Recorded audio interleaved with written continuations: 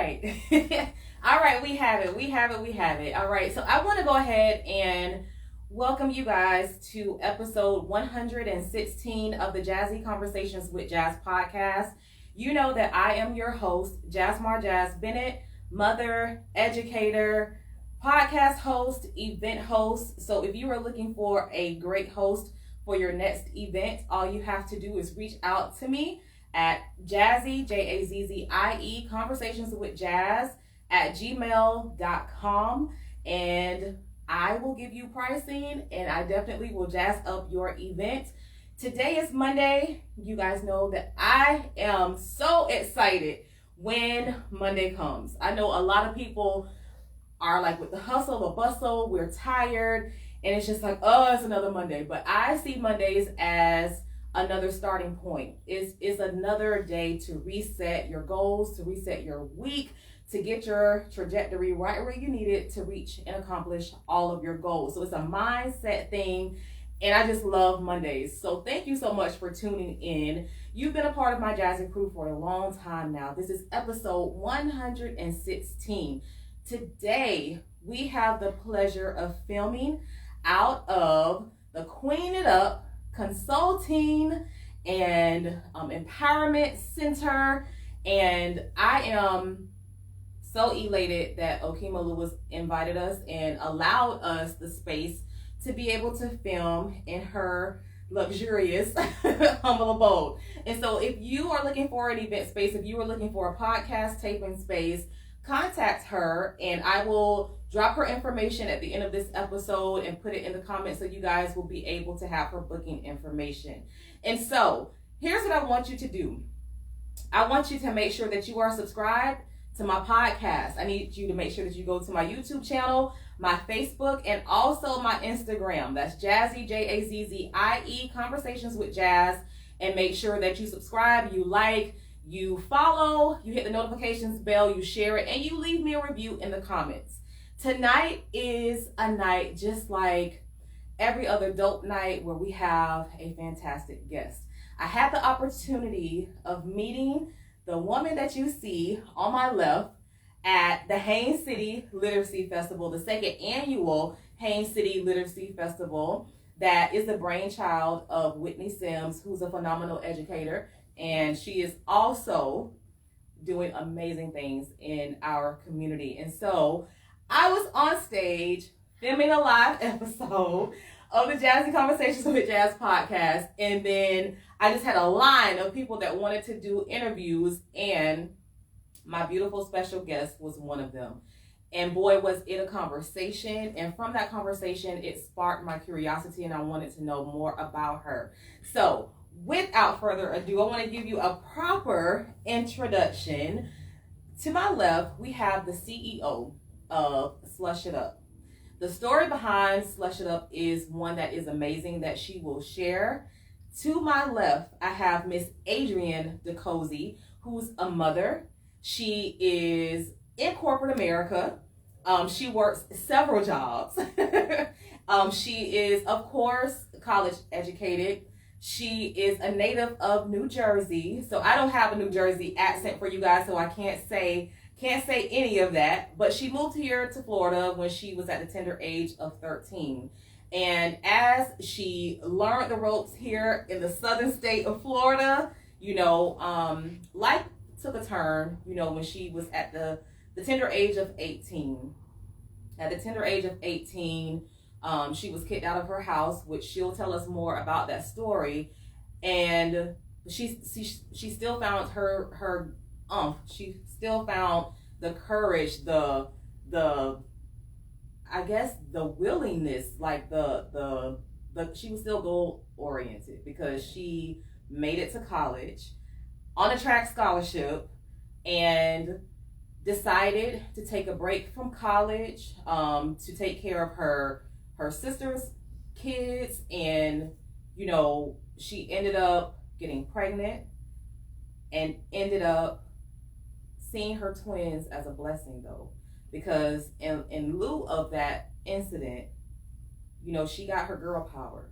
She found her purpose, and her twins were the inspiration behind Slush It Up, and I got the opportunity to meet them at the second annual Haines City Literacy Festival. And I just cannot wait to dive into Mr. Decosey's story of perseverance. The slushes are amazing. I had one, and I still gotta try a lot of your other products. Yeah, she remembered about the spicy bowl. She remembered about that spicy bowl, but I gave a brief introduction, kind of summarized everything. The information that I just gave was that same information that they received on my Facebook page.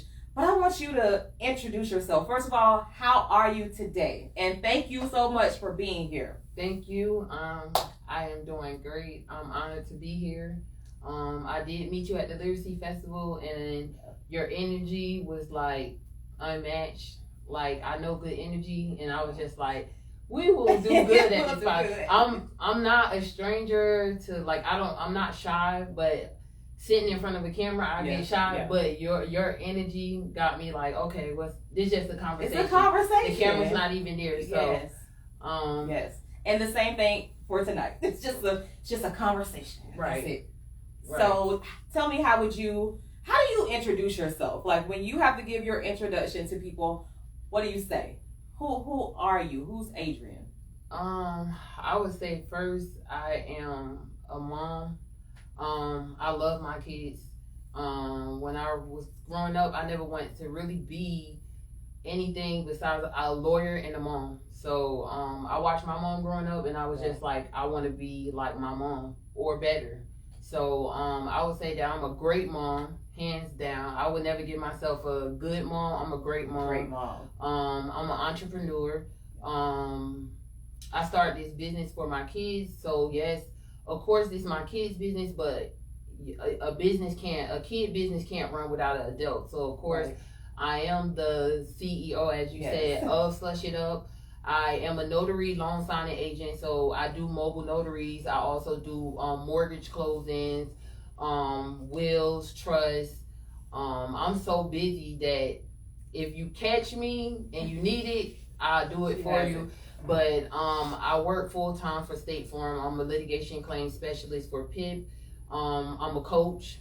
As of right now, I'm assistant coaching Lake Wells AAU travel ball, which my two daughters are on the team. So to me, I'm a hustler. You're a hustler. I'm from North New Jersey. I don't know no other way. I got 8 sisters and brothers. I'm the baby girl, so I pretty much learned from my older siblings to just go out there, get it, grind, and hustle. So hustle. I'm a hustler. Listen, for someone to drive way from almost the Orlando area to come here on this interview, I'm not only honored, I'm amazed, I'm grateful, I'm thankful, because that means a lot to me. When I book interviews, and it's the difference between someone saying yes and someone saying no, whether it's in their time schedule, if that Monday fits their time schedule, if that 7 p.m.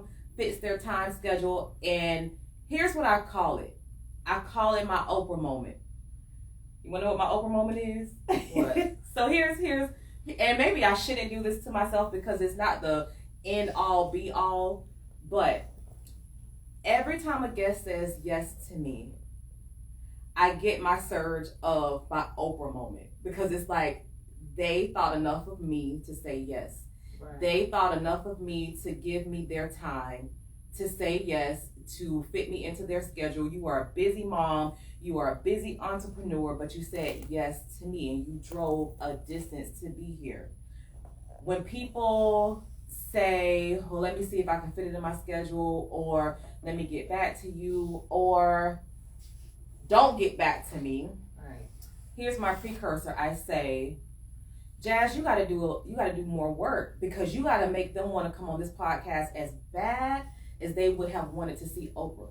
Because if Oprah would have called, it would have been like, oh no, I'm rescheduling this because I know what being on her show means to my business. Is gonna propel my business, and it's Oprah. So it's like I constantly chase that all the time. So that's just me. That's just me in my mind in terms of being on this platform. It's like I need people to get so excited about being on this podcast and it feels like they're coming to see Oprah until Jazz is Jazz. You know, well, it's just like it's I'm Jazz. excited to be here, but I'm not excited to.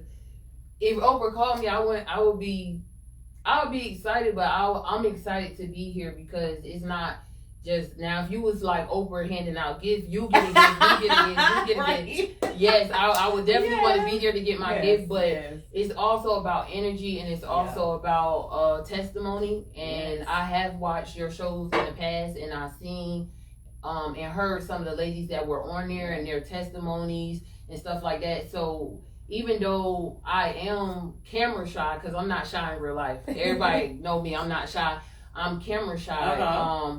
I was like, I gotta go because it's not just about me, it's about my testimony. And so I was kind of like, what would I say while I'm there? Like, what would I leave out? But really, I'm an open book. It's not really much to leave out. And then if you do leave out something, then somebody could be getting a blessing from it, and you're hiding that blessing. And that's not what God put me here for. Absolutely. So I'm happy to be here. I'm so happy that you are here, and legitly what she is saying, which is another reason why I'm like, I'm so excited about this interview, is because she actually, the words that she just spoke to me is what she spoke to me when she sat down with me. She is an energy person, like I can tell because she's saying it again, and she's just like, oh my gosh, like she stopped mid, I don't know if it was mid interview or if it was after our interview, but she's like, I love your energy. And it's like, for people to say that to me, I'm honored, and it's just like, thank you, God. Like, thank you, God, for letting me create a space where people feel genuinely safe. They feel welcome, because that is the energy that I want to give, and that is the energy that I have to give. Right. So listen, her energy is bananas as well. Like, I love her energy too. So I want to get into you. What's the difference between a New Jersey girl coming down to Florida? Because up until the age of 13, you were acclimated to the way of life of New Jersey. And then, so what was the difference when you came down to Florida? Whew, it was a big difference. I would say the slang, the way y'all talk is way different from how we talk up north. Yeah. I have gotten accustomed to the way y'all talk, so now I'm a Southern girl, aka Florida girl, but yeah. The way y'all talk, the hospitality is totally different.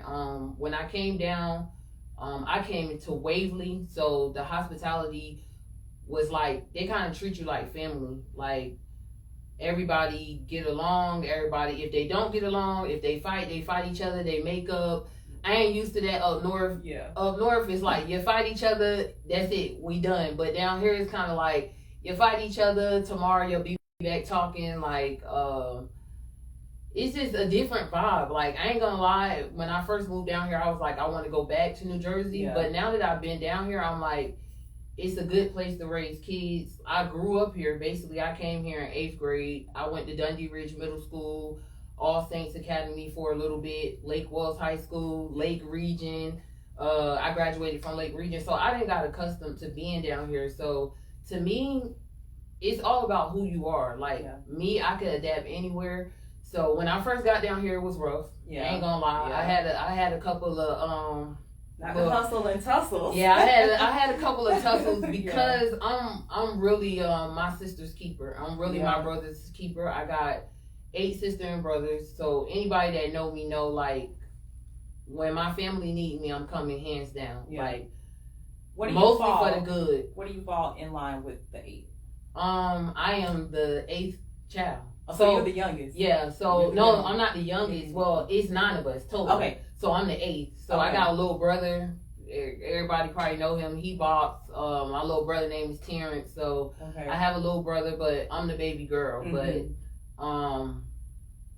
I'm really like the glue in our family though, because I try to keep us together, keep us straight, and I try to stay in contact. I literally talk to my sister and brothers every single day. Every day. That's the ones that's still in New Jersey, the ones down here, we talk every day. We got a group chat. We get on it at least 4 times a day. We tell each other we love each other every day. I love that. I'm a family person. Yeah. And see, I am too. So what did you do for Easter? Like, you're a family person. Did you go all out with the Easter eggs? Like, or you just kind of kept it mellow? So what I didn't say to you is I'm a preacher's kid. Preacher's kid. Usually, every Easter we dress up and stuff like that. But I'm going to be honest, the older I got, I realized that Easter was not about a bunny rabbit and eggs. Like, it wasn't about that. And like, last year we did the egg hunt and stuff like that. But this year, we prayed, we went to church, and then afterwards, my nephew's birthday, it was March 31st. Mm-hmm. So we went to an arcade place in Oviedo, which everybody should check out. It's called Arcade Monsters, and it's pretty much you pay $25 and you get in there, you play all the games you want until you ready to leave. So you can't really leave out of there, but that's a good deal. It is. I'm like, I'm sitting here as a mother, and I'm like, I can't even go to what is the place that they Family Fun Center? $25. Oh, like, no, okay. no, this is way. One thing about me being a mom, like every weekend we doing something. So if we not doing sports, if we not doing an event, we're doing something every weekend. Like when they were littler, I made it my mission we're gonna go to every park in Polk County, and then we're gonna try to go to every park in Orlando and Tampa. I just do that with my kids, and so we done been to basically all the theme parks, but I try to go to arcades and stuff like that. So no, the Family Fun Center, you're gonna pay more than $25. But this place now, I will tell you to eat before you go, because the food, you pay that $25 and you're gonna play all the games you want anytime you want for as long as you want, but you're gonna pay for that food. They tax it. So that's how they get you. That's how they get you. They get you on the food. So. Listen, I'm pretty big with that as well, in terms of when I became a mother, because I didn't set out to be a mother. Like I love kids. Right. When I say love kids, I absolutely love kids. Like I coin myself the kid whisperer, because kids will just come up to me and talk to me, and I've noticed that they do the same thing to my oldest son. Like sometimes he'll try not to embrace it, but he loves it. Yeah. So it's like it's a thing with me and kids. But I cannot tell you that I wanted to be a mother, because I didn't think that was something. I wasn't chasing motherhood, and sometimes we don't. But when I became a mother, because I was an educator and I saw how important it is, and then I come from a big family too, and I'm very family oriented. But I like what you said, and what you do, what you practice is you make sure that you make time for your kids. Like that is utterly important, and I try to do the same thing. Like when I do have my kids, I try to do something, because I'm doing something with the kids at my school anyway on the weekend. Right. So I just kind of implement them into it as well. But was it your upbringing that caused you to be that type of mother? Was it that you are following suit of what you grew up with, or are you changing the narrative and you know that that's important and that's why you deem it to be important now? I think for me it's both. So hands down, I think I had like one of the best moms in the whole entire world. Yeah. But one of my mom's biggest things was being able to provide for us and give us what she didn't have. Yeah. So she worked a lot. So my mom worked from 3 to 11. That was her shift. But that was my mom's shift. 3 to 11. And 11 to 7. Yeah. But with that shift, it did make me it made me want to change the narrative, because my mom took a job that was 3 to 11 because she had to provide for us. But I will tell you, from 7 o'clock to 3 p.m., hands down, my mom's the best mom. My mom cooked before she went to work. She cleaned before she went to work. She made sure that our hair was done. Sometimes I saw my mom like do so much and never go to sleep, and then she'll go straight to work, and I'm like, when you gonna go to sleep? Right. So to me, it was my upbringing, seeing her being like the best mom, made me want to be the best mom. But also her not being able to be there. She worked 3 to 11, so there was a lot of times she couldn't come to my games. She couldn't come to. I was a straight A student, so she couldn't come to my games. She couldn't come to my ceremonies. I got a lot of scholarships and stuff like that. It's just a lot of things she couldn't come to. So I vowed as a mom to never take a night job. I'm telling you right now, if I get a promotion right now and they say, hey, you work at 3 to 11, I can't do it. I literally won't do it, because I feel like I owe my kids that much. Yeah. Like I owe them that much. They didn't ask to be here. That's why I'm as a coach, as somebody that used to tutor pre-K through 5th grade, I get frustrated when I hear parents say like they can't make certain stuff. It's like it's not, you can't make it. You're making a choice not to make it. Me personally, you could give me a promotion right now and tell me I'm gonna work 3 to 11. I'm good. I'm not gonna take the job. I'm just not gonna take it. Girl, listen, I'm sitting here and I'm listening to you. And it is I marvel at people who have that. Who just have that boundary, who are intentional with their kids. Because I'm listening to you and I hear the energy, I feel the energy that you have, because I can tell that you are very serious about what you're saying. And my mind immediately goes to the landscape of the multitude of parents that I've had in my, like, for my students, because I've been in education for over 20 years. And I carry that, and I'm like, there's no excuse. Like, you have to be there for your kids. Right. Like, your kids are your number one. And I'm going to be very transparent. I'm going to be very honest with you, because I heard you say you are a coach, you tutor. I'm about to be 45 this year, right? So I feel that sometimes I just get tired because I do a lot of things.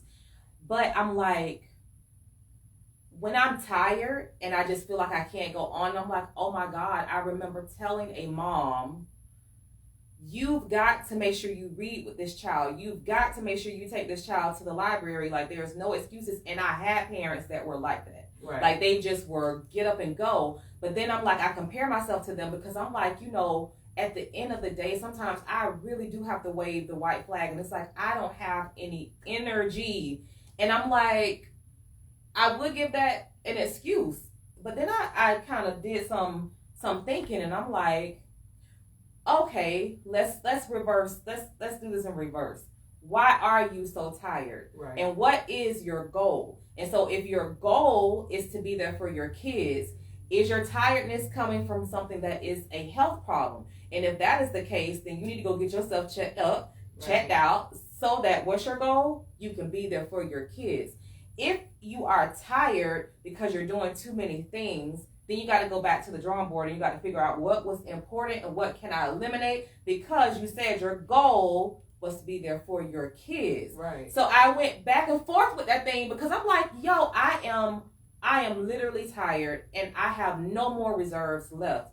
And every time I get to that place, I'm going with her. I'm on this side of it, because I can't vibe with the people who give an excuse and just say, well, this is how I make my living, or da da da da. And I have arguments with my counterpart with that, because I'm like, your kids come first. Right. When it is your time with them, you should have carved out time for them. Right.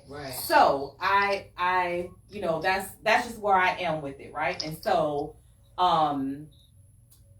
I see that that's your mantra, and that's amazing. So right. Let's continue with that. Like, what motherhood means for you, and then what you intentionally do with your kids.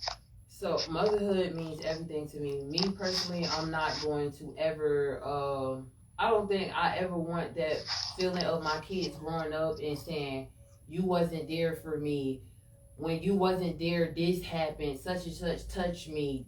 When I tell you I'm there for my kids, every step of the way, I'm literally at the school. I'm at PTO. I'm at basketball. I'm at track. I'm at softball. I'm at birthday parties. Sleepovers is not an option unless I am allowed to come. Yeah. If I'm allowed to come, my daughters can come to your sleepover. If I'm not allowed to come, they can't go to a sleepover.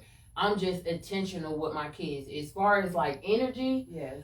I am athletic. I play track, I play basketball, I play tennis, I play volleyball, I play softball. Like, I'm an all-around athlete, so my goal is to stay fit. I always said, this might be bad, but I'm not gonna lie. Okay. I low-key wanted to be a mom at 18 years old. That sounds bad, especially coming from a preacher's daughter, but I just wanted to be vibrant, and I wanted to be able to run around with my kids and do things with my kids. Yeah. But I had them at the right time. I had my twins at 24 and I was graduating college. But my biggest thing is I'm dear for everything for them.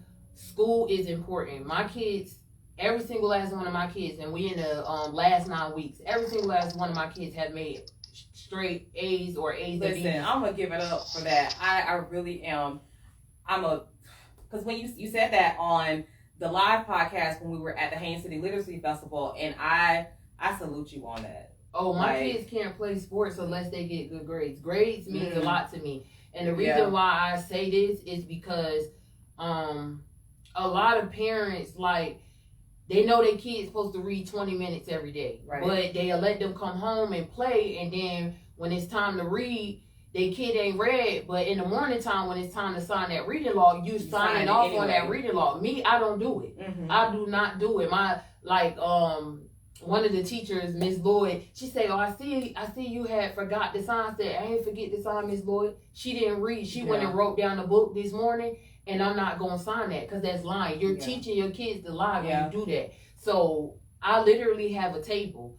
One of DJ cousins, they have a table, and basically they get to that table when they tutor. And so that's what I do. Every day we come home, we sit down, we do homework first.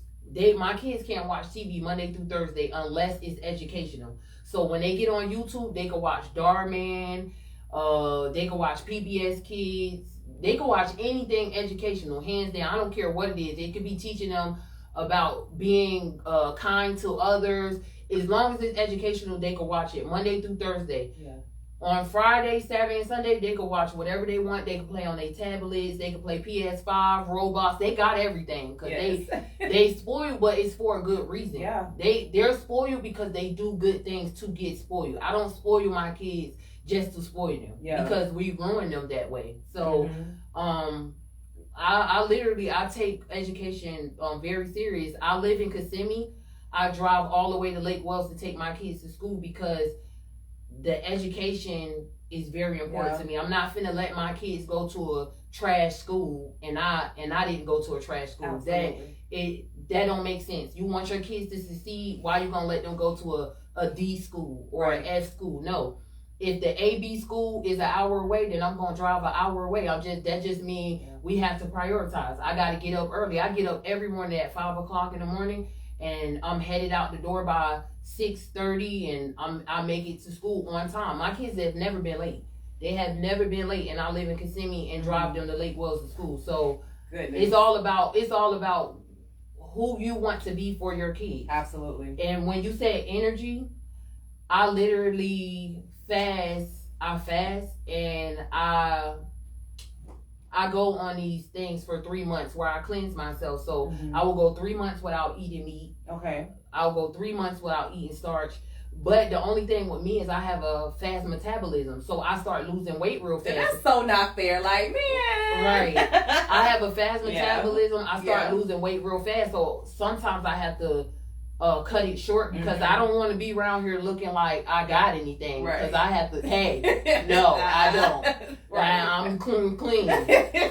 So you know what I'm saying? But I have a fast metabolism, so I lose weight very fast. Yeah. But you are what you want to be for your kids. Like whatever they want me to be, I'm gonna be that. I pray and ask God to just help me be that. He lead me and guide me, and I'm able to be that for my kids. Yeah. So I really, when I literally talk to people and they have excuses, it turns my gears. Like I can't really be in a circle of people that make excuses. Yeah.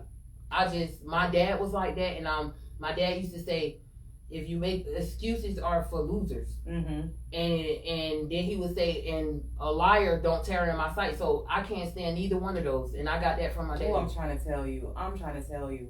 Listen, while we're on that point of education, my son asked me, I was so tired. And he asked me, and I was like, London, can we discuss this at another time? But then I gave him a synopsis. I gave him a generalization. This is what he asked me. He was like, Mommy, why do we have to go to school? Why is it so important that we go to school anyway? And he's just like, because really, what does putting a Mentos in a Pepsi bottle? Okay, so we did that. Okay, so why? And London is very analytical. Like London is very smart. And if you are not a teacher that's going to teach him, he's going to lose so much interest. But if you are a teacher who can captivate him, this boy will soar. And I know that. So, and I know when he's getting poor instruction, Right. and when the instruction is on par, because I know it within him. So he was just like he just analyzed that, and I just found myself laughing in the car. But I was so tired, and I was like, I gave him a generalization, but then I said, we'll come back to it, and I'll give you like really, really in-depth examples of why. So why do you feel that education is so important? Because I read your bio, and I see the answer as I did the trajectory, the timeline of your bio. But why do you feel education is so important?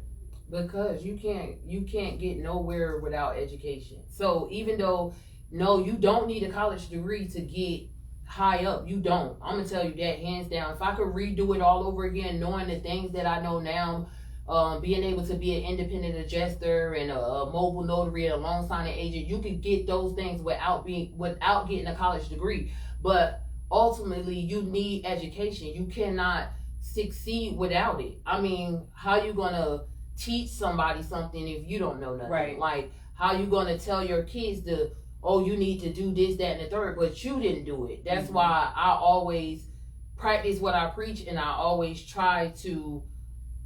I kept all my report cards. So my mom used to keep my report cards. When we got a certain age, my mom like, listen, y'all finna go out on your own. Y'all get y'all report cards and stuff, because I'm gonna throw them in the garbage. I kept my report cards so I could show my kids. I'm not just telling y'all got to make good grades. I made good grades.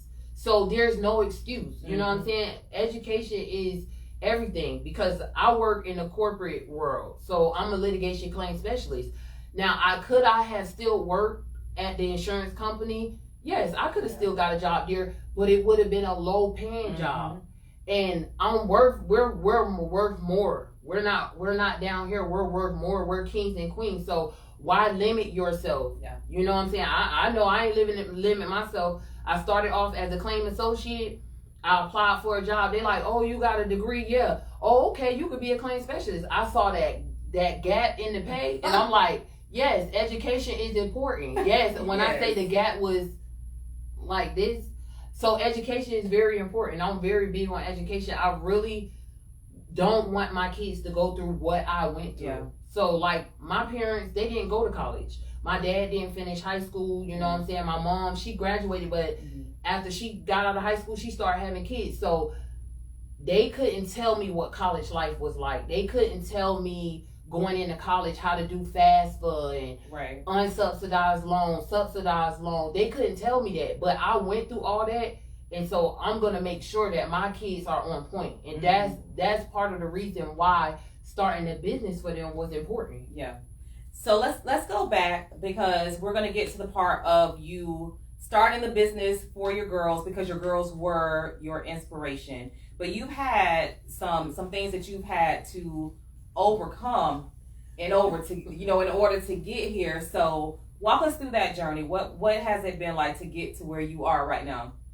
Well, first, moving down here was a challenge. Like, being from New Jersey, not being from down here. So I moved down here with no friends. So my motto always been, my friends are my siblings.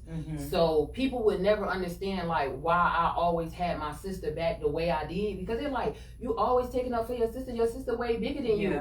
And I'm like, because that's all I had. And I came in this world with her. I'm a twin as well. I didn't know that. Yes. Okay. I'm a twin. Okay. So I got my twin sister back like it's no tomorrow. Like everybody know there's no messing with her without coming to see me. Yeah. So you know what I'm saying? Me and even though we're twins, we kind of got like a mother-daughter type relationship. You know what I'm saying? Are you like the older twin? No, I'm actually the younger twin. It's always the youngest one trying to be the boss. Yeah, we trying to be the boss. Trying to be the boss. Yeah, because my twins are like that. Like the older one, you know, she think, oh, the younger one trying to be the boss of me. But it's not that I'm trying to be the boss. It's just that my older sister and brothers, they taught me like, friends come and go. Family is forever. Yeah. My twin sister is forever. So it's just important for me to like always have that connection with my family. So when I moved down here, it was challenging.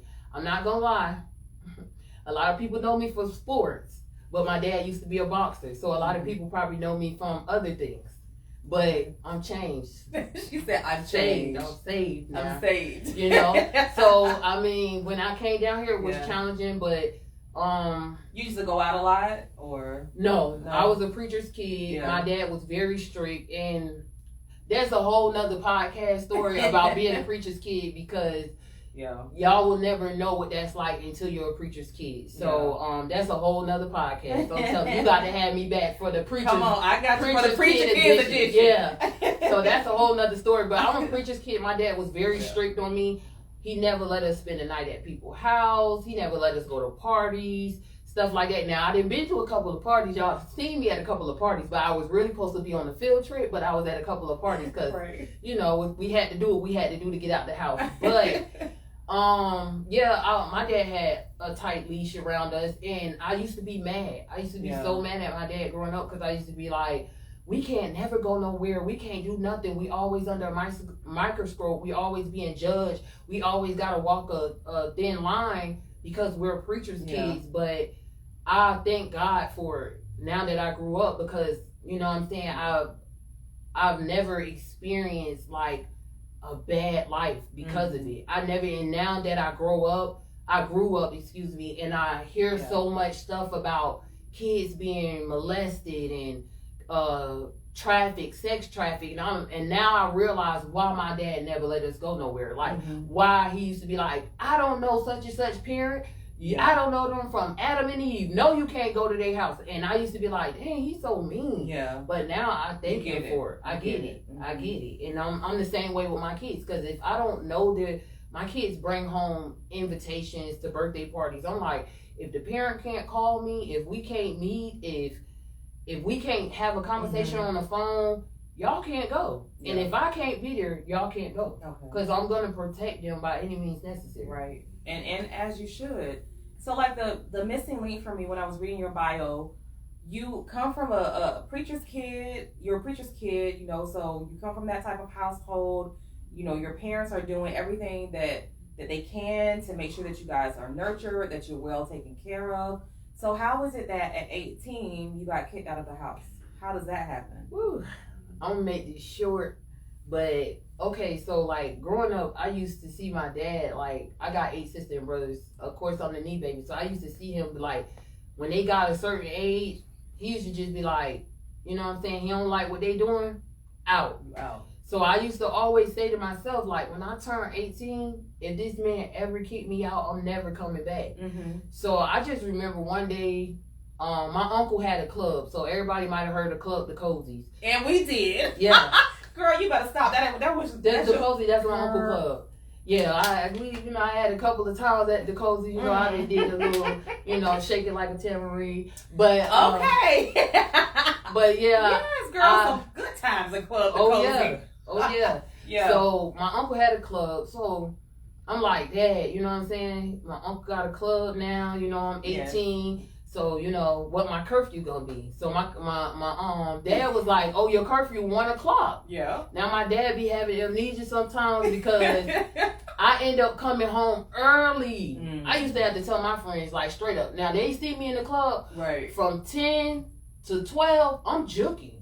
But from after that, y'all ain't gonna see me. Y'all gonna be like, where's she went at? Baby, I was like Cinderella. When the clock struck, I had to go. Yeah. Like my dad ain't play no games. So I actually left at 12:15 because they ain't stay too far from Decosey. So I left at 12:15. Yeah. And I came in the house and my mom caught me at the front door. She was like, what you about to do? And I was like, oh, I'm about to go take a shower. And she was like, no, go change your clothes and jump in the bed. And I'm like, for what? I gotta take a shower first. She like, your dad said you getting up out of here. And I'm like, why? I'm like, he told me my curfew was 1:00. And she was like, he said your curfew was 12. He waiting on you. You ain't get here. So I went and got in the bed and I'm thinking I'm good. Right. I like to sleep with the pillow and sheet over me. So I didn't put the pillow and sheet over me and I'm like, I'm good. Hopefully he forget about it. Right. 5 minutes later, somebody ripped the covering off of me and was like, "Ooh, you want to be grown? You don't want to be here." when I say be here, and I'm like, you told me my curfew was 1 o'clock. He was like, no, I told you 12. Get out my house. And I was like, I ain't coming back. I left. I got in my car, and the only thing I had was my car. Oh my God. Because I'm a penny pincher, and I'm the type of person that if you give me $50, I'm gonna spend 10 of it, and I'm gonna save 40 of it. Mm-hmm. So my dad made me buy my own car. So that way, when I got kicked out, I was like, well, at least I got my car. Mm-hmm. But he did take the insurance off of me. Girl. He did. Listen, before this story goes any further, I'm going to ask you this. Is that a practice that you would practice with your kids? No, I would never. Me personally, Okay. that wasn't bad enough to get kicked out. Like, right. That I was really like, Dad, Terrence, Larry did this, Terrence did this. And then your girl child. Yeah. So I'm like, but he stood on business. Yeah. But he forgot about the original 1 o'clock curfew. Right. But I'm putting, like, being realistic with you and just going through the motions. If it seems like, and you did say this, that if you ever were put in that situation, that if it did happen, that it was going to be deuces, you were never going to come back. Never coming back. So was it a situation where you were kind of prepping yourself, like you would go through the scenario of if this is going to happen, or if it does happen by chance, I'm doing boom, boom, boom. Like I have almost like I'm not going to use that example, but almost like somebody who's planning their escape, and it's like, once I get free, I'm doing this. Like, did you have a plan, or was it just like? No, I didn't have a plan. I was getting ready to go to college, and so my dad had told me, like, I had got scholarships everywhere. Yeah. UCF, USF, Florida State, FAMU. I had got scholarships, but my dad was like trying to keep me here. Yeah. So he was like, you got to go to the school I tell you to go to, or I'm not going to help you. Mm-hmm. So I was like, okay, whatever. I'll stay here. What did you want to go to?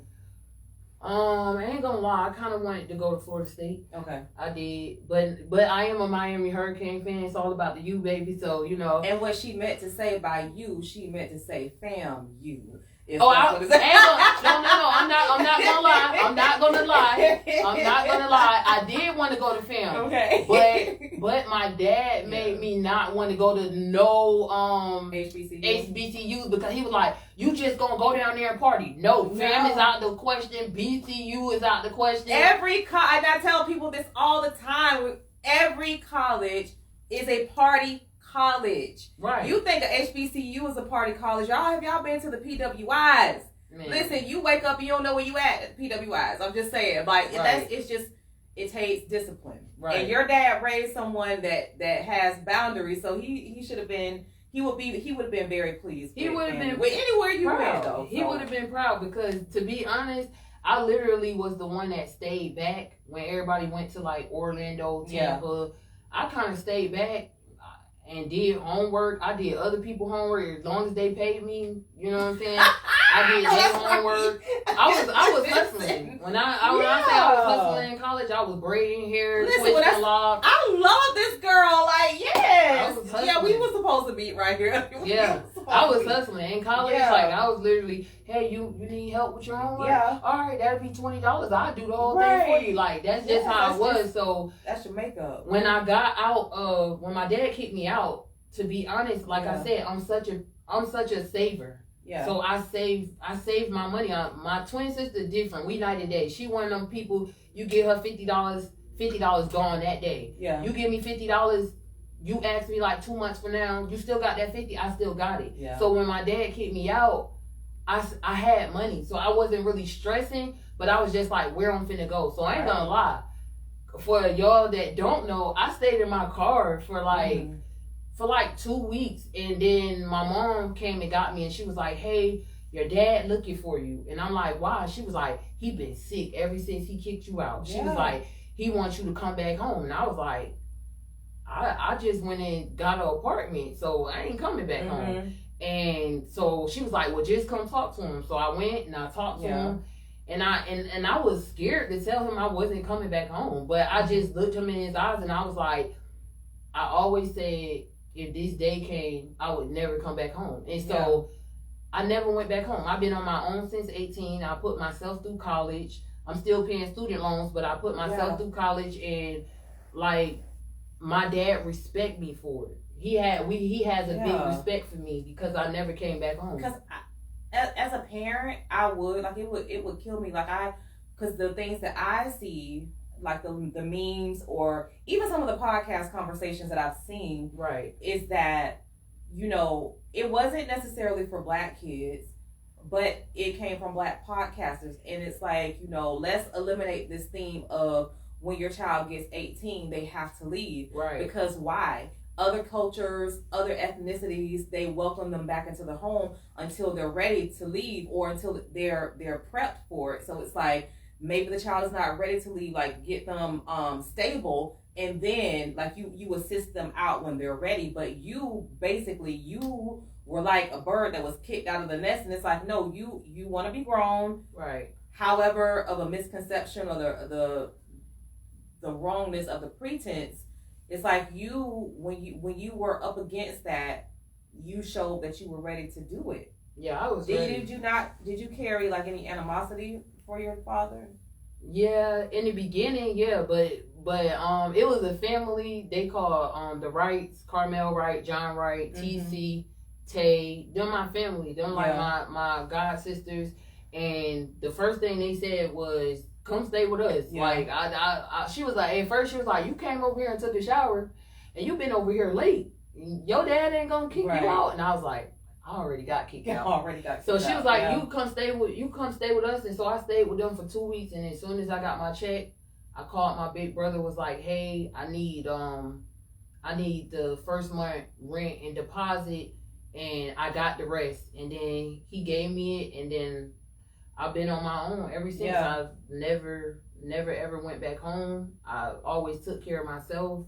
I always fend for myself. Like, of course, my siblings were around, but my twin sister, she left and went back to New Jersey. Okay, because I was also going to ask you, did she try to follow you, or she went back to New Jersey? No, she was already in New Jersey. Okay. Like, I had wanted her to go up there because it was just so much happening down here with her that I was just like, go up there. And I was sad. Like, my 12th grade year, I was sad because I was like, that's my best friend. So, like, to not have her. So this was your senior year, or was this your... Because you said you were already going off to college. When my dad kicked me out, I was already out of high school. But my senior year, my sister went up to New Jersey. So we didn't even graduate together. Okay, gotcha. So that right there was sad because he kicked her out first. So like, that was sad to me because I'm just like, in my mind, we going to college together. We finna do everything together. So she was powerful. In tennis, I only played tennis because I had her. Yeah. So we was like Venus and Serena. So like, shoot, if Venus go away, now I gotta be forced to jump out and be Serena. So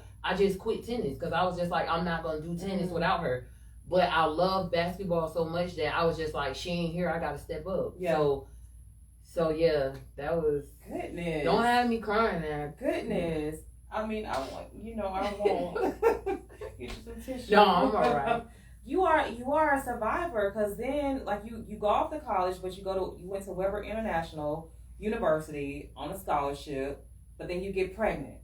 Right. And what year was that you got pregnant? So I got pregnant in my last year. So I had 2 scholarships to Weber. I had a basketball scholarship and I had a track scholarship, but I had to choose between track and basketball. So at the time when my sister left, like, I kind of fell out of love with basketball because she was not there with me. You know what I'm saying? So with track, I was beasting out in long jump, high jump, triple jump, the 4x1. You want to coach somebody that's near you right now as we speak. What he do? So he does 800. You a long distance runner. He does 800, but they're looking at him for 400. He did long jump last year, and he did high jump. The 200? He did high jump last year, but like, those are things that are technical that you got to have somebody who has done it to coach you to do it. So, well, I'm gonna tell you right now, one of the best coaches, which he gonna yell, he gonna scream, and I don't know about him, but for me, I like those type of coaches. Yeah. Those coaches that got on me, that stayed on my behind, that was on me like white on rice. Bernie Hayes, Coach Stanley Smith, a lot of coaches, Coach Yeah. Fred, you know what I'm saying? Those are the type of coaches Those I like. coaches you But need, yeah. if he's serious, Coach Stanley is that go-to guy. Yeah. Like, he's that go-to guy. I don't know if you know his daughter, but Tay, she ran in the Olympics and stuff. Like, he's that go-to guy. So I know he'll get him right. He'll get him right for sure. And also Coach G. I ain't gonna leave out Coach G, but ESG. So okay, Coach G. So he'll definitely get him right. But like, I was doing so well in track, so I picked track over basketball when I went to college. So my first year, I was good in college, good grades, everything. Second year, good grades. Third year came, and that's when my sister, she moved back down here. She got in some trouble. So she had to go through some time, and at the time, when I say my dad was strict, he was strict. Like, my dad, one of them people, what he say is it. It's etched in stone. Now, the older he got, he kind of eased up, but he was one of them people, like, what I say is what I mean. So he always say, like, if you go to jail, I'm not spending one brown penny, and I'm telling you, a penny could change a different color. He's still not gonna do it. So when my sister went to jail, you know what I'm saying, I was like asking my mom, like, hey, is y'all gonna take in her kids or whatever like that? And my dad was just like, she gotta learn the hard way. And I'm like, DCF is not an option, not for me, not for absolutely. My twin sister kids. And y'all got a huge family too, right? So right. But at that time, it was only 3 of us down here at that time. It's more down here now, but at that time, all my siblings was like up north, and so. To me, DCF should never be an option. Yeah. Like, never. Not if you say you family and you stand on that. Yeah. DCF should never be an option for no kids. Absolutely. You know what I'm saying? Absolutely. I have went down there at DCF. I had friends that worked at DCF. DCF is not a place for where kids need to be. So I was just literally like battling it out in my head. Like, do I quit school to raise them? Because they said she was going to be in there for like up to a year. So I was like, I don't know what to do. So I'm not a quitter. Yeah. And I was just like, I'm not going to give up. I don't want to stop going to school, but I don't want them placed in DCS. So what I did is I was a full-time student, and I just was like, I'm going to thug it out. Now, some classes, I ain't going to lie, some classes got kind of tough. Yeah. So if I made anything less than a C, I dropped the class because I was just like, I'm going to drop it. So what a lot of people don't know, my wherever people that might be watching this, like, straight up the director of the school, he kind of brought me in his office and was like, you got to make a choice. Either you want to raise your sister kids or you want to be a student. And I cried, like, because I'm just like,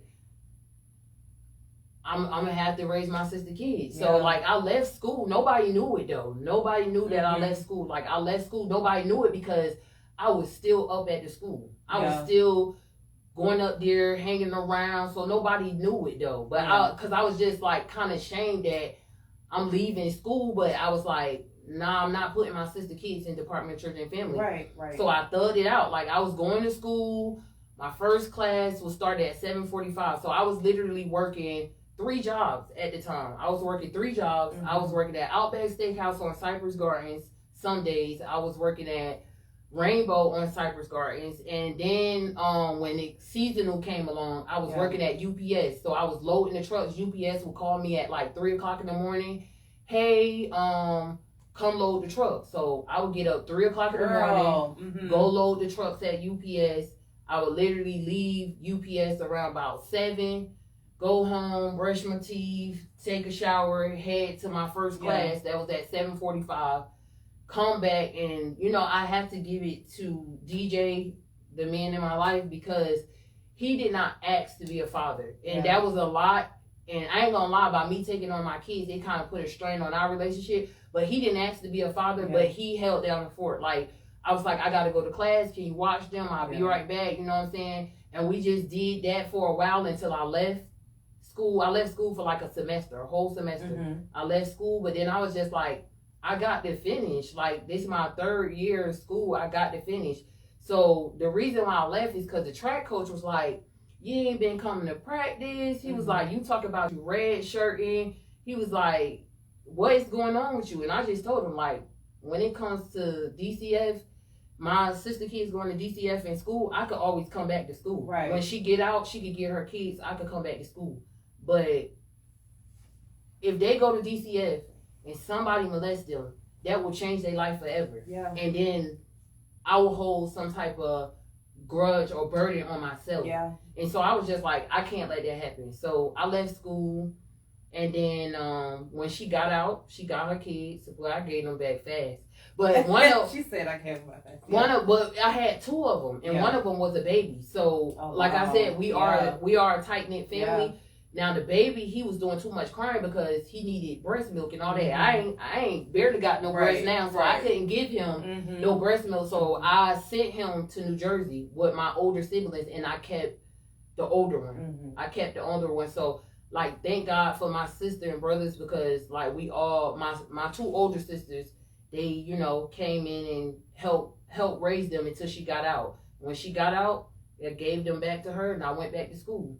So in my last year of school, I got pregnant. Mm-hmm. But I got pregnant in my last semester, which was not bad because I ain't had no classes. I was literally just waiting to graduate. Mm-hmm. So my guy, he was graduating in 2012. I really could have graduated in 2011, but when they came along, I had to pump brakes on that. So I got pregnant, and I ain't gonna lie, being a preacher's kid, having kids out of wedlock, I did not tell nobody I was pregnant. So none of your other siblings? Nobody knew I was pregnant. Yeah. No, nobody knew I was pregnant. And none of your other siblings had kids out of wedlock or anything? Yeah, my twin sister did. Yeah, my twin sister did. Okay. So, but you just that burden on yourself. It was that, and it was because I was the one that was in college finishing. Yeah. So I got sisters and brothers that went to college. My oldest sister finished, but nobody else. So to me, it was even though my dad kicked me out, my ultimate goal was to make my dad proud. Mm-hmm. I don't know why. My mom used to be you 18 now, you don't have to answer to him, but it was I still want to be that one to make my dad proud, to make my dad be she listened or something like that. Yeah. It was a mind thing. Now I had to get out of that. Out of that. But I didn't never want to disappoint him. So when I found out I was pregnant, well, I was just abortion is definitely not an option. Yeah.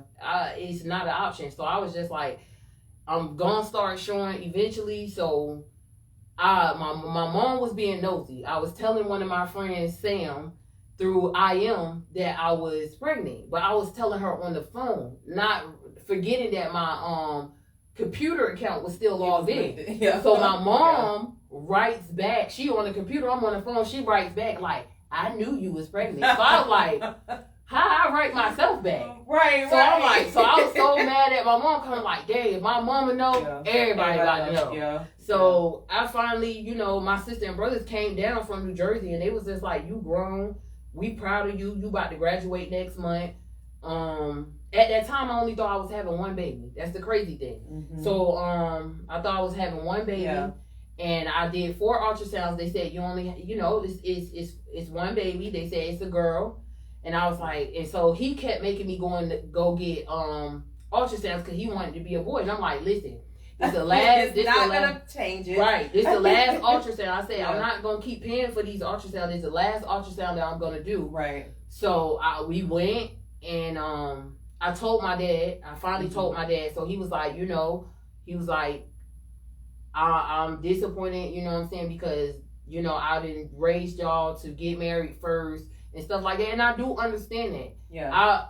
For any young girl that might be watching this, it is very important to have a husband before you have children. And if I could take it all back, I definitely would have held it until I had children. Definitely. But me personally, I didn't lose it until college. So just about college. So I was not saying that I was better than anybody, but I'm just saying there's kids having babies in middle school. You know what I'm saying? I made it all the way out of college, so I was proud of myself for that. But I was still beating myself up because I was I'm having kids out of wedlock. I know it's wrong. Yeah. Listen, I had my first child at 28, and I went through the same thing that you went through. Right. I went through the very same thing because I had waited so long, and it happened like that. And I'm are you kidding me? I literally was principled this entire time.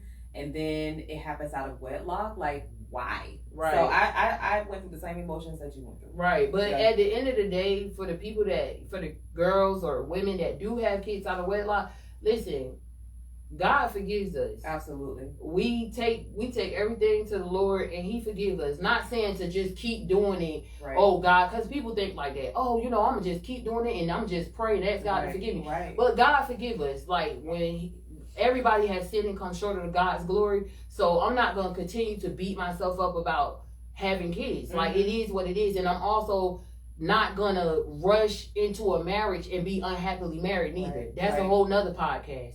But that I need to be on. That's a whole nother podcast. Because a lot of preachers' daughters, they go and they get pregnant and then they rush down the aisle and then they marry the devil. You know what I'm saying? And now they miserable and they going through all kinds of hell, and I didn't want that. Yeah. I'm not gonna lie. The minute I found out I was pregnant, the first thing he proposed to me, and I'm like, I never thought I would tell somebody no. Yeah. But I'm finna say no. Yeah. Because we're not married. We're not ready to get married. Right. We wasn't even ready to be a parent. We're not. Yeah. But if I could do it all over again, I would have stepped out on faith and just got married. Because God would have led us, Mm-hmm. God will lead you and guide you.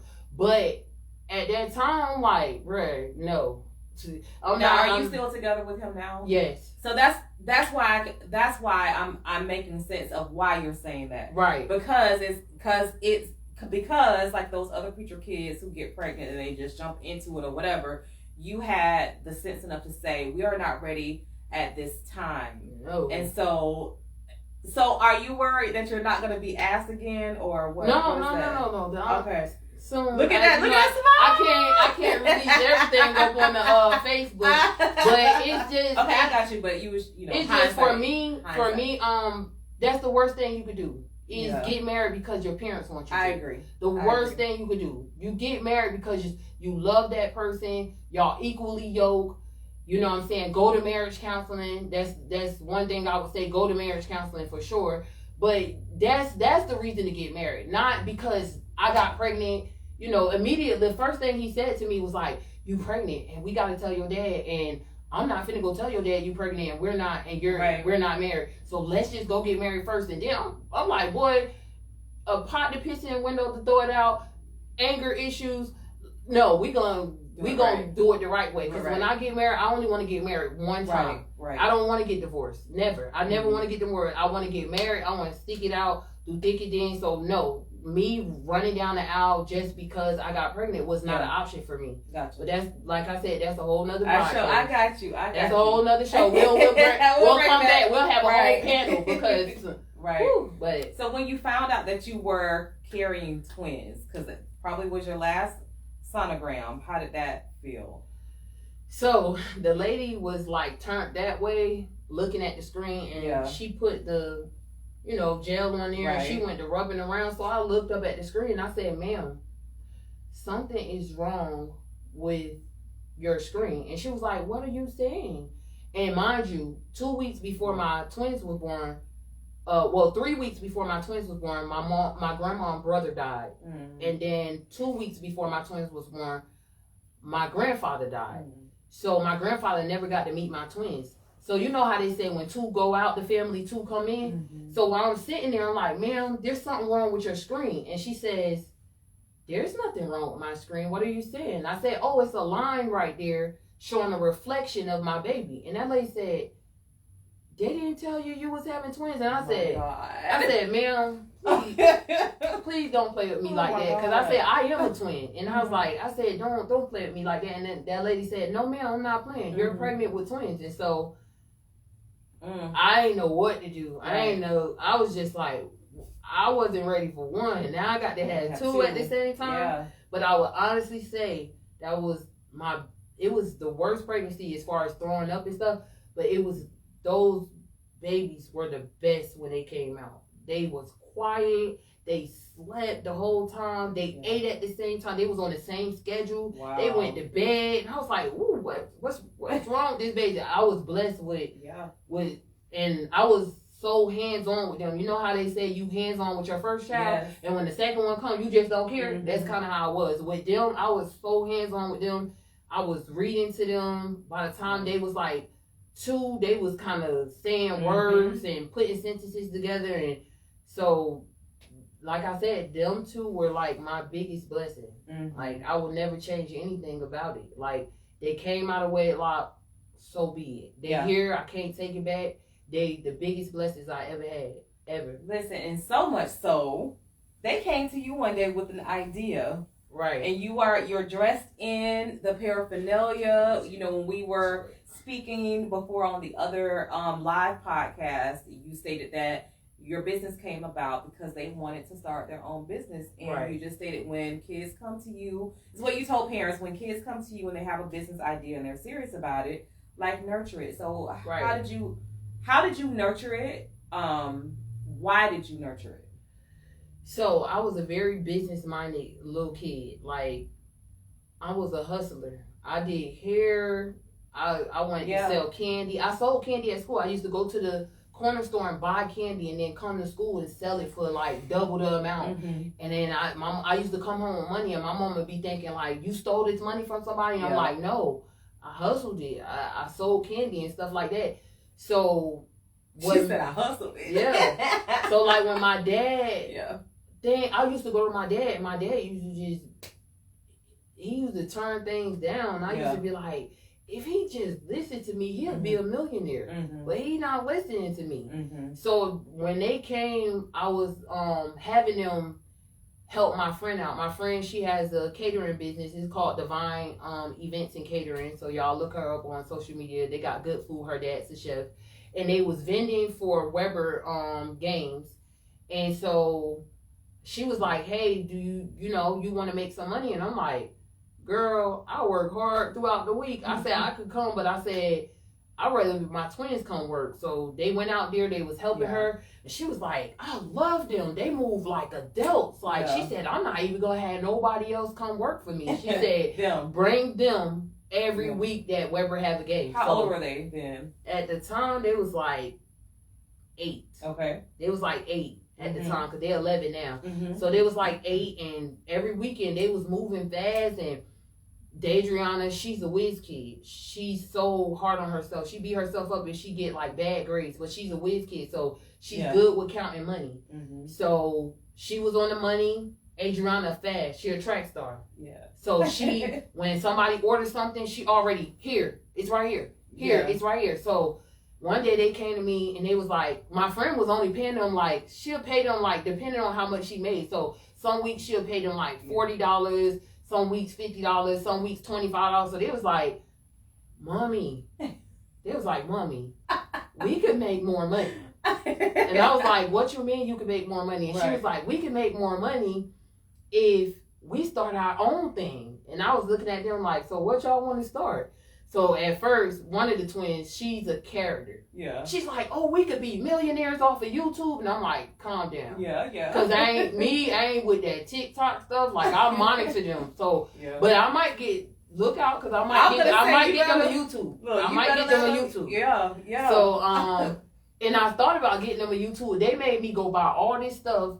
But then I was just like, what do y'all want to do? So one of my twins came to me and she said, Mommy, we want to sell lemonade. So I was just like, with a table and chair? She was like, yeah. And I'm like, it got to be more than a table and chair.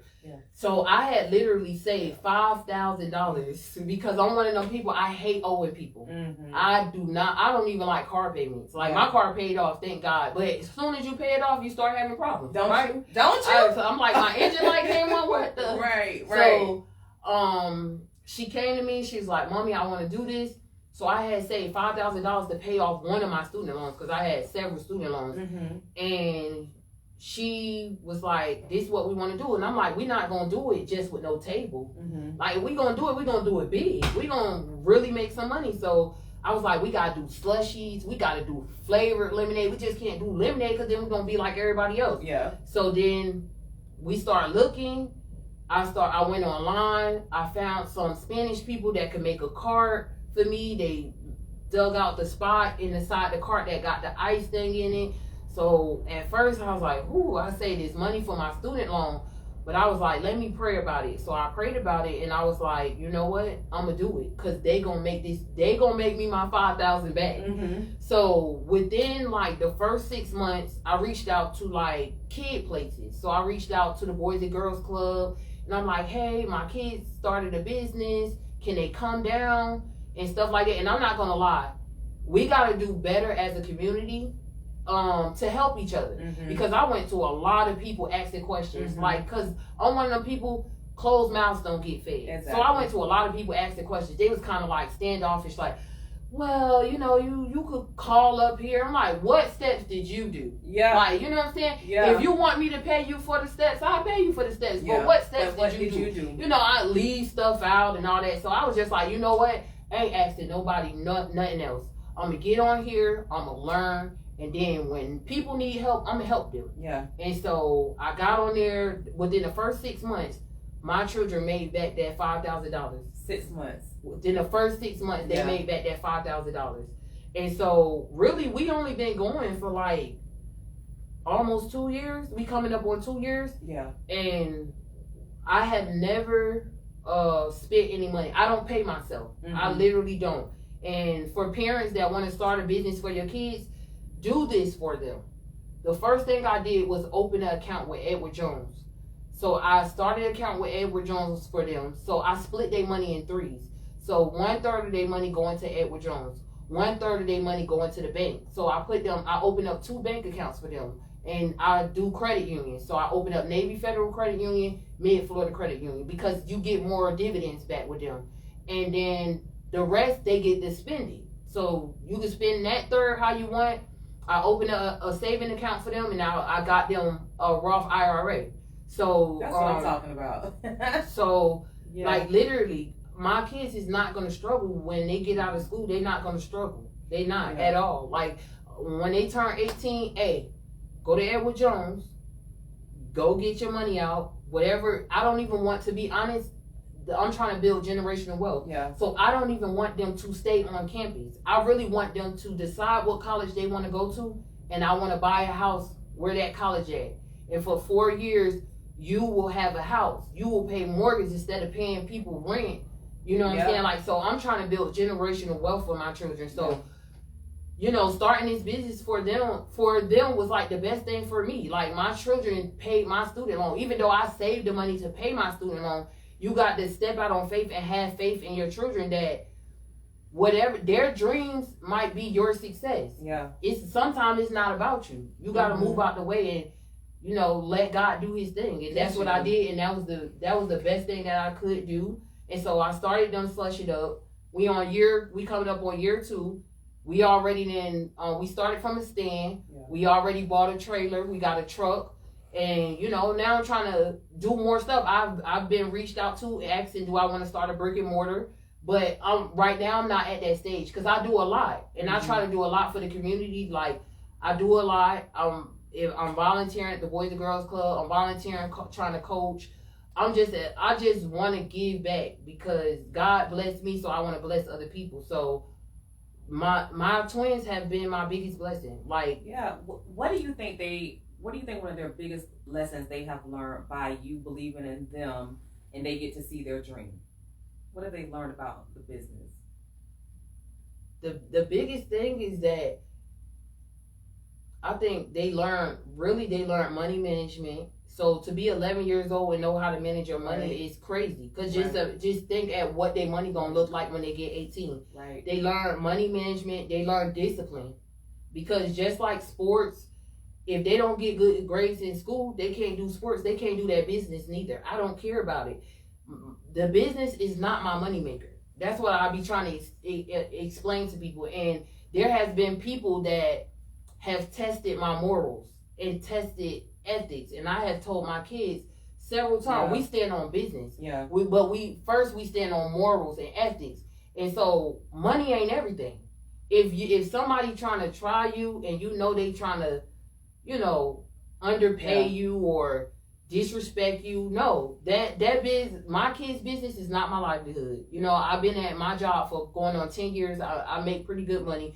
So, you know, I do my mobile notaries and loan signing. So my kids' business is not my livelihood. So they learned that. Yeah. They have seen me turn down so much stuff. They have seen me and they ask me. I talk to my kids. They ask me, Mommy, why we not doing this? And I say, because they tried us. They did this, they did that. We not doing it. We standing on business. Because the minute y'all let somebody run over y'all, and the minute that somebody think y'all naive, then it'll keep going. Yeah. It'll keep going. And if they didn't learn anything else, trust me, they learned to stand on business. And they learn money and standing on business. If you know money and you know how to stand on business, you're gonna be all right. So I'm proud of them. I hope they want to go to college, but if they don't, college is not for everybody. That's a whole nother podcast. Because everybody, she done gave me about 3 more episodes, y'all. I can't wait. Everybody thinks that they gotta go to college. You don't have to go to college. If I could redo this thing all over again, I go, and it's for everybody. I'm just giving y'all game. I would go and get my independent adjuster's license and insurance. Them people make bank. Them people is getting houses all over states. Wherever they travel, that they got houses. Go get your all-line 620 and become an independent adjuster. It's hard to do it if you got kids because you got to travel a lot. But I'm just saying, like, college ain't for everybody. But I do want my kids to go to college because college taught me discipline. Yeah. It made me ready for the real world. Like, it taught me a lot. But if my kids decide that they don't want to go to college, y'all don't gotta go because I'm already teaching y'all how to be a boss now. That's what I was gonna say, because they are already boots on the ground. They're already learning how to be independent. They already have the skills to be able to be self-sufficient, like through their own business. So what you're teaching them is something that they wouldn't have in a classroom. Like, people go to college and then try to create these businesses and see how the business will work. Whereas your kids started at 8 and they're now 11, they have 3 years on the job experience, like in real time, and something that is basically in their name, you know, like something that they're already making a profit out of. And I think it's amazing. And like, one of your twins came on the stage with us, and you know, she was talking, she was telling me about her grades, and I'm just looking, like, as I continued my interviews, I'm looking and I'm just looking at the line that you had going to the truck, and I'm like, wow, like, you were outside of the truck, as a matter of fact, because I was doing interviews, but I was still watching, and I'm like, those girls are a real deal, like, handling business, like they are running their business. And I salute you, because when you said lemonade, it just reminded me of something, because it was I won't say it was a promise, but it was something that my son wanted to do. Like, he wanted to do like lemonade. He wanted to do a lemonade stand. And what you have been able to actually do is something that I want to do with my boys. But it's like, you have to show me that you're passionate about it. Right. And actually, my son, he did start a business, and I respected him when he wanted to take a step back, because he's a creative. Right. And he was making things for people. And in his first week of business, he made over $300. Right. And it was just making creations for people. But I noticed how he stopped wanting to do it. Right. And it's just because in his free time, he got to do whatever he wanted to do. Right. But when it became on demand and you have to make this, right, it took the fun out of it for him. And he didn't make things for a long time. So I was like, so this is not a failure, it's a learned experience. Right. And it's like, you know, sometimes that's how artists are. Like, you can have an artist who's commissioned, but he may not want to, you know, paint a certain thing. They want to paint what they want to paint. So I did do that in that regard, but what I don't want to do is not be a finisher. And I always say, I keep saying this term, but it's like you said, once you start something, finish it. Right. You know, and it's okay if you choose not to want to do it in some regard. But as our kids are younger, it is so critical to teach them, like you said, the ethics, to teach them that your idea actually can morph into something that can be very beneficial for you. Right. And so I'm coming back for my baby's lemonade stand, because somebody promised them that they were going to do a lemonade stand. Like, they got the packages for it, ordered all this stuff on Amazon, and it just never came to fruition. And I'm like, what you're teaching them is that it's okay to start something and not finish it. Like, that's not what I'm trying to teach them at all. Like, I want to teach them the fundamental steps. Like, it's a fun idea. we brainstorm. Right. Okay, but then we put the business plan together. We back it up. If we don't have the money for it, then like you said, you save it. Or what can you do to earn your money? Like Right. it's just, I think it is time to teach our kids Right. what other cultures are able to teach their kids. Yes. And if you had to generalize your comeback story, what is it? Like, what do you feel your comeback is? Because a lot of people, and even myself included, they're like, I don't know if I have a comeback story. It's not really a comeback, but I'm listening to so much that you have gone through. And I'm like, girl, I've counted about 10, 15 comebacks that you've made. But when you think about it, and you boast in your own right, whether it's with somebody else that you share it with, or it's something that you find solace with, what is that one thing where you're like, I really overcame that. Like, I did that. Like I said, when I first moved down here, I wouldn't say fighting a lot. I just was defending a lot. So it's a big difference from having your own fights but defending a lot. I was defending a lot. So I think I kind of developed this thing with certain people that, oh, she a fighter. Like, no. Yeah, I was a fight. I fought, but I fought for reasons. I never fought without. So I think overall, I pretty much silenced, I believe, all the doubters, because I really think people had this presumption of me that she be fighting. She gonna end up in jail, dead, or in prison. No, baby. That wasn't my story. Yeah. Like, at all. Like, my comeback story is, once I found God for myself, because when I was in my dad's house, I didn't have a choice to go to church. I didn't have a choice to praise God. Like, I had to praise God. I had to go to church. I had to go to choir rehearsal. I had to go to Bible study. I had to, I had to go to those things. But once I got out on my own and I was 18 years old, I went to church every single Sunday. And I'm like, nobody's making me go. Yes. I developed that relationship with God by myself. And I think that's how I was able to overcome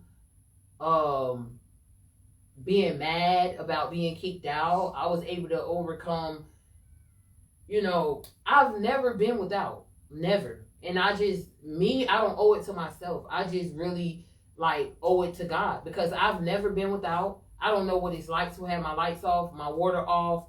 I don't know what that's like. I've never been without. And I think that's because I was kicked out at 18.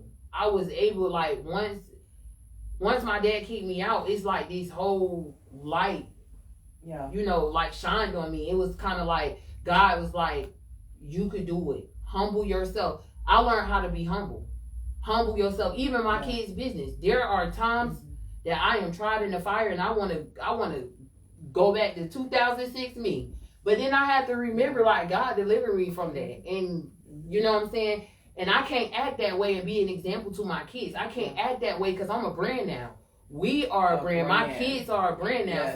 Yes. So biting my tongue, humbling myself, I feel like I just overcome a lot of obstacles. And I thank God for all my trials and tribulations, because it made me who I am today. And I'm a boss. A boss. A boss. I love it. I love it. So where do you see the brand? Well, I will say, where do you want the brand to go? And then tell us how to keep in contact with you. So I want whatever they want, because like I said, this is their business. I'm one of those parents. I made a post not too long ago that a lot of people was asking me why your kids wasn't at the track meets. And I told them, I'm not in the business of making my kids do a sport that I did. I'm not in the business of forcing them to do something that I did. Yeah. Because I'm wasting my money. If they heart and soul and dedication ain't into it, why am I wasting my money hoping that they going to be the next me? I don't want them to be the next me. I'm me. They are them. I want them to be them. So wherever they want the business to go, that's where I want it to go. If they tell me right now, Mommy, we don't want to never work for nobody. We want a brick and mortar. I'm going to try to get a brick and mortar. If they tell me we don't want to do this no more, I might tell them, hey, wait, hold on now. Hold on. Because, hey, we done made some money doing this now. Well, hold on now. I was somebody you want to sell it to. Yeah, right. You know, I might have to reach out to you like, hey, y'all was talking about lemonade. You know what I'm saying? Right. So wherever God lead and guide me, because just the fact that I was able to get that trailer is a whole nother story. Like, the lady was selling the trailer for $25,000. Gosh. Her husband and her sons, they used to own a business selling snow cones. That lady literally, her husband, God rest his soul, he died from COVID. So she's like, I don't want to do the business. Yeah.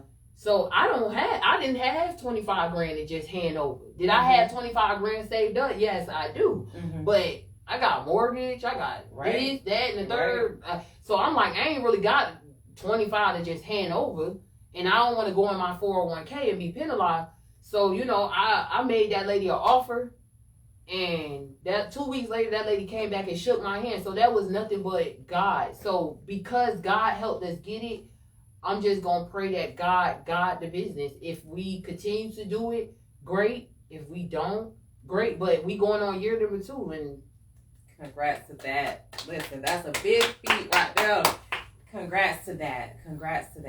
So if we wanted to book Slush It Up for an event, what do we need to do? How can we reach out to you guys? I am horrible at Twitter and Instagram, so don't get on there. Like she said, so don't that. Don't call on there. Don't message on there. You could call at 863-521-4831. My name is Adrian. Everybody call me Twin. I don't go by my real name. I did on here and I did for the flyer, but really everybody call me Twin. Or you can message us. We do have a page on Facebook. Yes. It's Slush It Up on Facebook or at Slush It Up 1. You can also email. Our email is slushitup1@gmail. And right now we've been doing a lot of daycares. We've been doing a lot of after school events, Boys and Girls Club. We've been doing football, basketball. If you want us to vend, we could talk percentage if we come to a sport or anything like that. I have did a couple of birthday parties, but I did keep them hush because I was like, I don't know if I'm ready to take on them birthday parties like that. But if you contact me maybe a month out before your event, because I am a very busy person. Like right now, AAU basketball has started. If y'all ever been at AAU, y'all know it's every weekend. So at this point, just reach out 863-521-4831. Like I said, you can hit us up on Facebook at Slush It Up. You Slush It Up 1@gmail. And thank y'all to all the supporters. Thank you to her, Miss Jasmine, for inviting me here. Absolutely. Like I said, her spirit is her energy. I'm telling y'all, I was a little shy coming in here, but now I'm like, girl, how much time we got left? But I let you run. Because I can feel it, and I know we've gone over an hour, and that is absolutely fine with me because, like this interview, when I do interviews, I wait for it and I listen for it. And it's like God sends me something that I need to hear every single interview. And I don't provoke it. I don't try to make it happen. But it's like you innately said some things that you don't even know that you tapped into, things that I have been praying for. I have been praying, God, just send me a sign. Like, tell me what I need to do. Like, let me hear your voice. And what I'm starting to realize is that, good Lord, sometimes God is like, maybe you're not going to hear my voice, the intonation of my voice, but I'm going to say it to you through somebody. And that's what has happened to me tonight. Like, you don't know the part of what you said that touched that part of me, but it has. And so that's why our vibes intertwined like it did, because this interview was supposed to happen.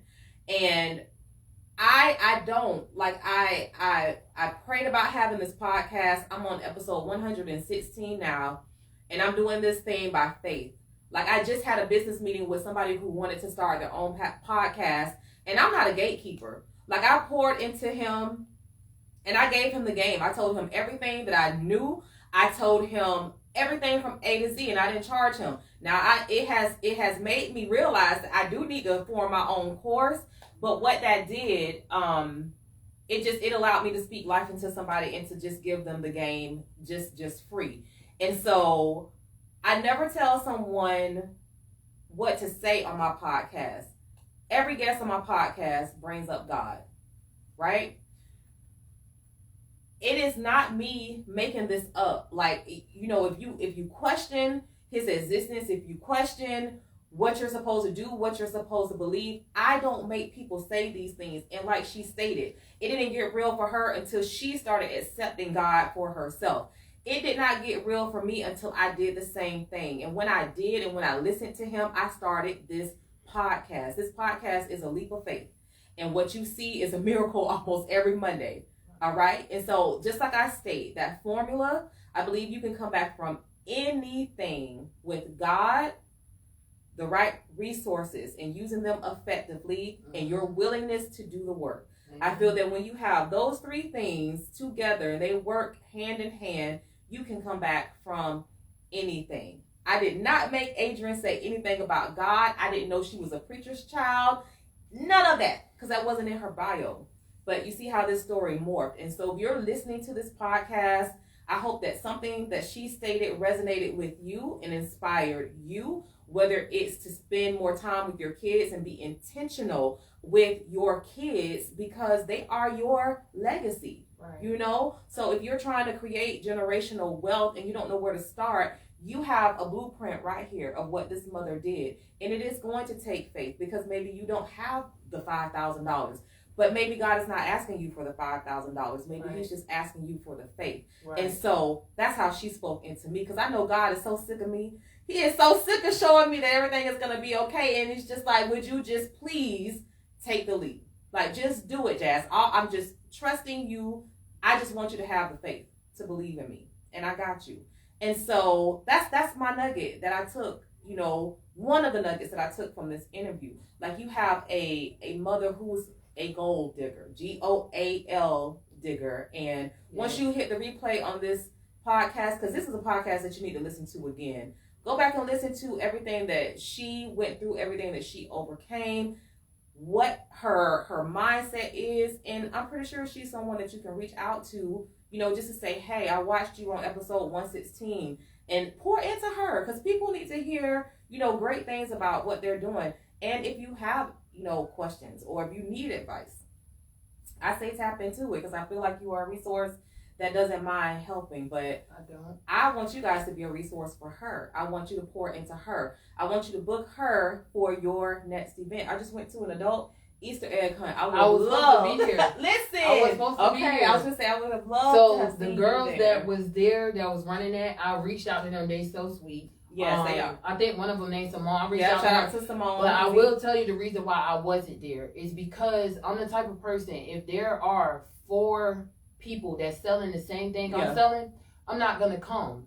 I'm going to tell you, you know, hey, I'll come to your next event. But I want our people to make money, and we shouldn't do that. We should not, like, we gotta keep money in our community. Absolutely. So when I talked to her, she was so nice, and I told her, reach out to me. I will do y'all next event, because I did want to do the black market event. Yeah. But like I said, I always call and ask, like, how many vendors down there like me that's selling the same thing as me? Yeah. Because when I have my events, I do the same thing. I want our people to make money, because a lot of people they book all these people because it's a vending fee behind it, but they don't realize how much it takes, how much go into these business, how some people not even gonna break even. They don't realize the hard work that goes behind it. So, you know, thank you for bringing that up, so people don't think something, because you are absolutely right. Right. Like when I said, when I have my events, I try to have one of each vendor, and it's like, even with my food vendors, I'm like, and it's like it's one person it's one person that always wants to come. Like if I have a slush person, they'll be like, but their slushes are not like my slushes. But I'm like, it's a slush. Yeah. You know, and I'm like, I'll do two, but then that's it. Yeah. Because I'm always invite them. It depends on how big the venue is. Yes. If the venue is huge, bring us all down there. But if the venue ain't that huge, and you know that the business not gonna break even, let me tell you, I've been seeing people go home and cry because they like, man, I really lost money today. Yeah. I ain't make none. Yeah. Me, I got something else to fall back. I got 2 other jobs to fall back on. So you know what I'm saying? I always take that into consideration. So just know, y'all could book me anytime. But if y'all already booked like 3 people the same as what we selling, 9 times out of 10, just because of code of ethics and I stand on business, I'm a decline and come to your next one. Yep. So, well, you have an open invite. I will give you the date because I'm not ready to drop it yet, but it will be an October date. So I am doing my 3rd anniversary, my 3rd podcast anniversary live show will be coming up in October, and I'll be dropping the date very soon. But I definitely want to invite you to be a vendor if you'd like to be a vendor. Ma'am. Yes, ma'am. I'll be honored. I will be honored to have you in the building, and so thank you so much for being my special guest. I know you have to travel, I love being here. Thank you. And then the space is amazing. Yes. Look, Okima Lewis, thank you so much for inviting us here. Like, I know she had just gotten off from work and she opened up her space, just for this podcast episode. So if you were looking for an event space, a podcast room, she has a beautiful office space that you can book. Body contouring coming soon. Like, she has 2 event spaces right down this hallway. It is such a nice venue. So please come up to, we are at the Grand Ballroom here in Winter Haven, Florida, downtown Winter Haven, and we are in the Queen It Up building, consulting, all of your creative services, office services. So please reach out to Okima Lewis to book your next space if you are looking for an incredibly inviting space to hold whatever it is that you need. Yes. I will also put her information there too. And I am going to bid you guys adieu over on Facebook. Facebook, thank you so much for rocking with me and staying with me. Instagram, thank you so much for staying with me and rocking with me. This episode will be uploaded tonight on YouTube, so you can catch it on YouTube as well. So we're on Facebook, IG, YouTube. Do episode 116, right? Share it, like it, review it on all platforms, all right? So I will say thank you so much, and make sure that you join me for another episode of the Jazzie Conversations with Jazz podcast, airing every Monday at 7 p.m. Eastern Standard Time over on IG and on Facebook. You can also catch me on YouTube. Make sure that if you are looking for a great host for your next event, make sure that you book me. You can book me by reaching out to me on Gmail. That is Jazzie, Jazzie. I know a lot of y'all like to say Jazzie, and you'll say Jazzy. Just say Jazz, like if you're texting me or whatever. But if you are emailing me, it has to be Jazzie, conversationswithjazz@gmail.com. I will see you later. Remember, now is the time for a dope comeback, and all gold diggers, GOAL diggers, are always welcome. I will see you guys later. Bye. Have a great night. Have a good night. I don't know what to press. Oh, it was X.